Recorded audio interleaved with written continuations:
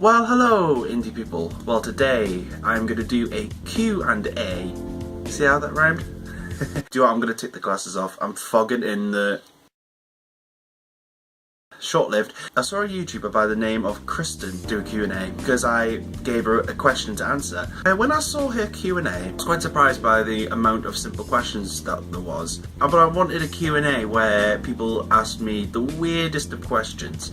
And the YouTube community, in all of its glory, has responded to my call. All of the YouTubers that submitted questions, their channels will be down below. Do go check them out. And also, each time I answer a question, channel name will appear on the bottom right, just so you know who asked the question. The first question is, can you touch your nose with your tongue?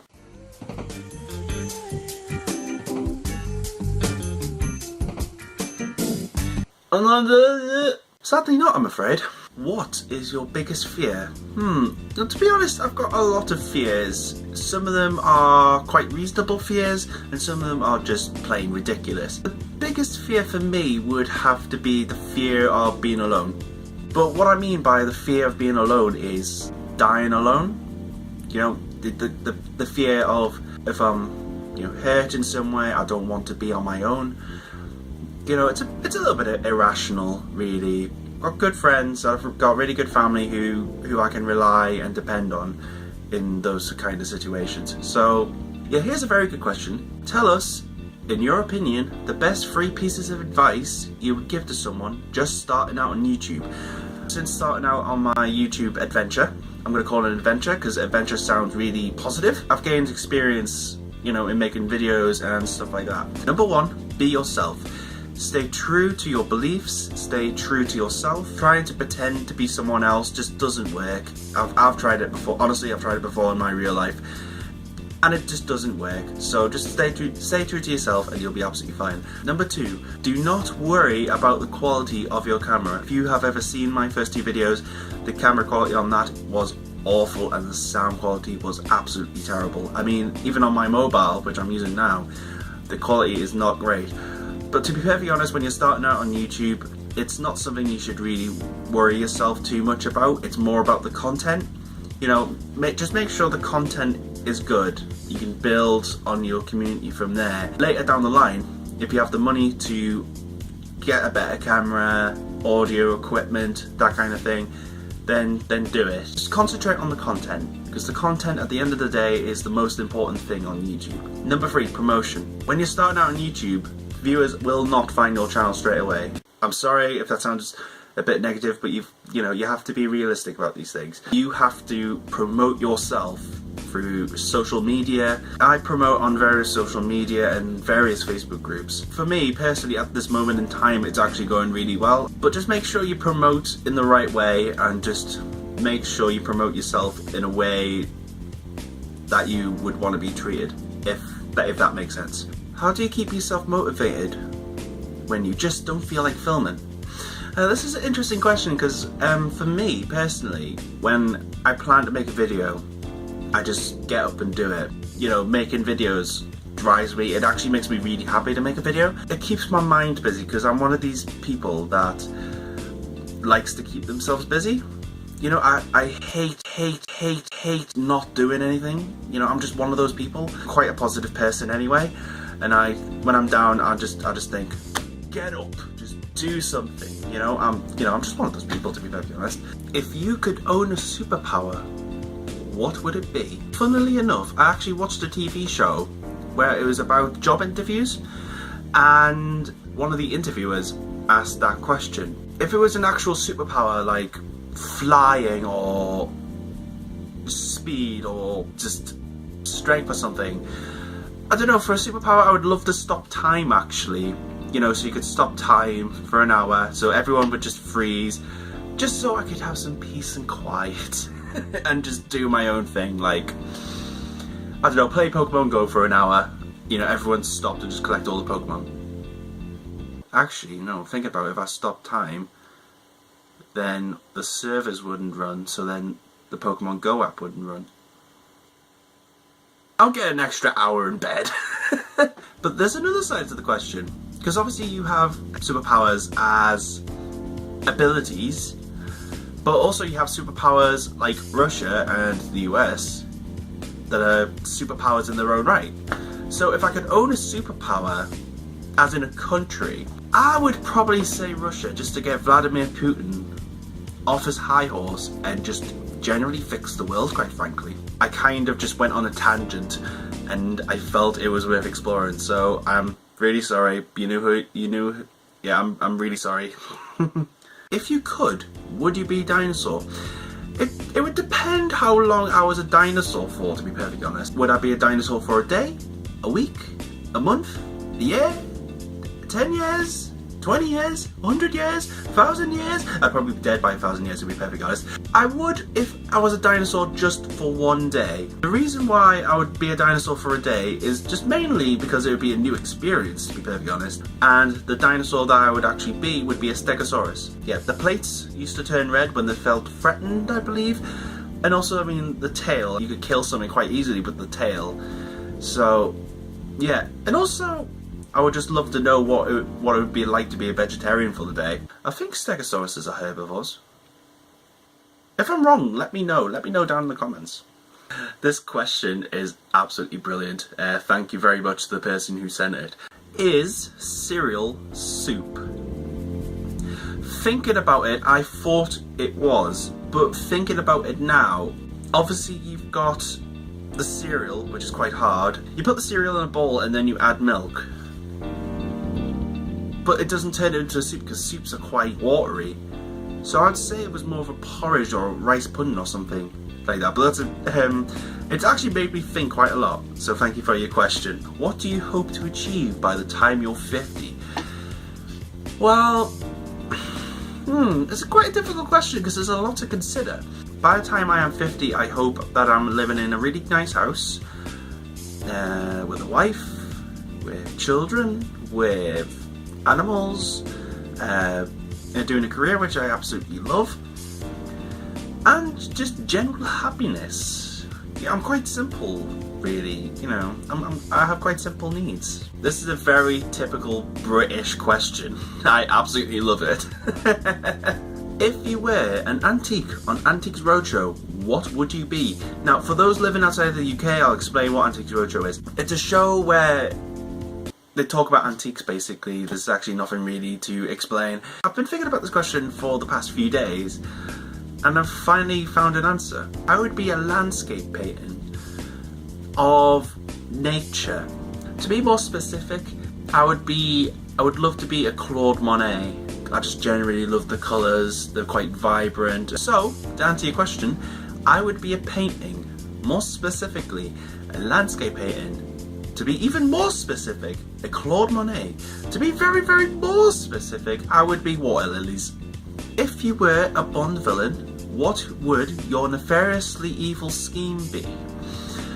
Oh, I like Bond. I like watching Bond films, just because I'm a bit of a weird person, as we all know. I would probably terrorise the world with bees, because I would terrorise the world with killer wasps, because A, everybody hates wasps, B, they'd be killer, so they'd kill you, and C, just for comedic effect, to be perfectly honest, because it'd be quite funny to see Bond trying to kill killer bees. I just think it would be quite hilarious, to be perfectly honest. What's the thing you're most proud of? Now, for those who don't know, I play the guitar. And for those who really don't know, I was actually in a band. I was actually in a synth pop band. So we did 80s influence music. We toured the northeast of England, where I live. I performed in 20 plus shows in the space of 5 to 6 months, which is actually quite a lot. But just to simplify the answer, the thing I'm most proud of is this album. I recorded an album with the band. I also did a single launch as well, and I'll insert a picture of the single launch now. It seems like there was a lot of people. There was over 100 people in that venue, and that was actually my last gig with them. I don't want to talk about it. If you want to check out the band, by all means, just search Twist Helix. If you want to listen to the music, you can actually get it for free I will leave the links down below if you want to have a listen. Apparently you can pay a $5 for an actual physical copy, but to be perfectly honest, I don't see any benefit to that whatsoever. I'd rather you guys just listen to it for free. Let me know in the comments if you've listened to it and what you think about it. The link to the free digital download will be down below. Yeah. Do you see YouTube as a possible career? Not really at this stage. I don't know, I don't feel as if I'm the kind of person that would become a success on YouTube, and I don't make YouTube videos to be successful. You know, I enjoy making YouTube videos, I enjoy watching YouTube, I enjoy, you know, when I put a video up, I love reading the comments. I'm a little bit uncertain. I just don't feel that I'm the sort of person that would, you know, make it to the top, as it were. Stranger things have happened, right? Do you have a 5-year plan for your YouTube channel? If so, what is it? Now, I've already answered this question in my small YouTuber tag, which I'll link down below and over there. To answer the question, I don't really have a plan for my YouTube channel. I really don't. What do you love and hate about being a YouTuber? Now, there's lots of things that I love about being a YouTuber, actually. I love the fact that people from all walks of life, all different backgrounds, watch videos that I put up and somehow enjoy them. I'm still really confused as to why people actually come to watch videos of me ramble on the internet and just talk about rubbish. But I love it. I love how YouTube can connect lots of different people from all walks of life. I just think the whole YouTube community in general is just amazing. I also love the process of making a video. So you record, then you edit, and then you put it up. I just love that process. It's so simple and so easy to do that anyone can do it. That's kind of what I like about being a YouTuber. The thing I probably hate most about being a YouTuber, the speed that everything saves and then you upload it, and it's the speed of the processing and the publishing. It is so slow for me. So I use Movie Maker for my videos. You know, there's no shame in that.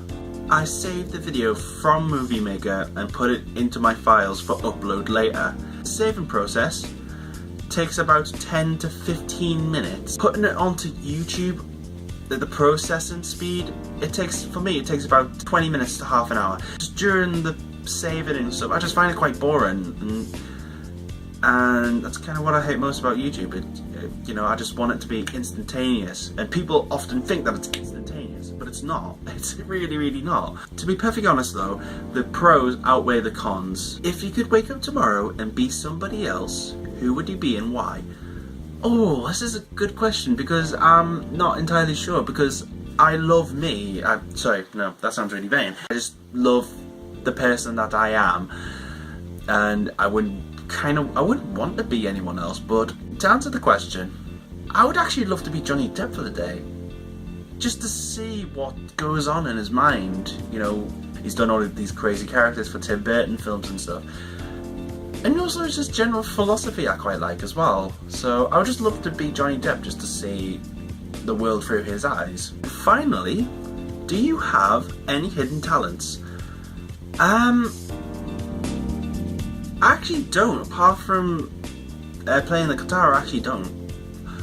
Actually, does this actually count as a talent? I'm not too sure. It's not really a talent, I guess, but beggars can't be choosers, can they? Okay, so that was my first ever Q&A. I really, really enjoyed this, and I hope you did too. So if you did, leave a comment down below saying that you want another Q&A. I just want to say a big, massive thank you to every single YouTuber who sent me a question. And all of the YouTubers' names that appeared here, all of their links will be down below. Every single YouTuber's channel will be linked. So do go check them out. You know, if I've managed to help these channels in some way, you know, through this video, then, you know, I've done my job. And I'm very, very grateful to have the opportunity to help YouTubers out. If you liked the video, give it a big old thumbs up, that would be amazing. And if you want to be told when I make a new video, you know what to do, hit the subscribe button. So, with that, all I've got to say now is stay you, stay indie, have a great day wherever you are, and I will see you all very soon. Farewell.